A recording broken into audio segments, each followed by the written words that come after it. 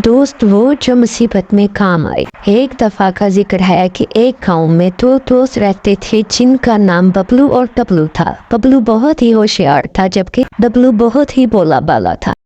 एक दफा वो नौकरी की तलाश के लिए शहर जा रहे थे कि उनका गुजर एक घने जंगल में से हुआ।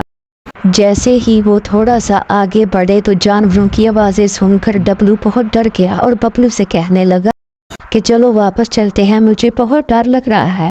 और इस पर बबलू ने जवाब दिया कि तुम किस बात से डर रहे हो, मैं तुम्हारे साथ हूँ, परेशान मत हो और आगे बढ़ते हैं। ये कहकर उन दोनों ने आगे का सफर शुरू कर दिया। अभी जैसे ही थोड़ा सा आगे बढ़े तो एक रीछ उनकी जानिब आता हुआ दिखाई दिया। बबलू बहुत चालाक और होशियार था, वो भाग कर दरख्त पर चढ़ गया। रीछ आस्ता आस्ता उनकी जानिब बढ़ता रहा और डबलू बबलू से मिन्नतें करने लगा कि मेरी मदद करो, मुझे भी दरख्त के ऊपर चढ़ाओ। बबलू ने उसकी एक ना सुनी। इतनी देर में रीछ काफी नजदीक पहुंच गया और अचानक से ही डबलू के जहन में ख्याल आया कि रीछ मरे हुए का गोश्त नहीं खाता।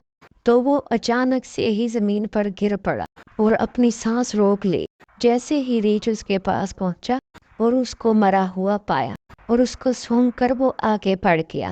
जैसे ही बबलू नीचे उतरा और वो मजाक में कहने लगा कि रीछ ने तुम्हारे कान में क्या कहा। इस पर डबलू ने जवाब दिया कि रीछ ने उसके कान में ये कहा कि मुनाफिक दोस्त से बेहतर अकेला रहना है। और ये कहकर डबलू आगे की जानिब बढ़ने लगा, जबकि बबलू इस बात से बहुत मायूस हुआ कि उसने डबलू के साथ बहुत बुरा किया। इससे हमें ये सबक हासिल होता है कि दोस्त वो जो मुसीबत में काम आए।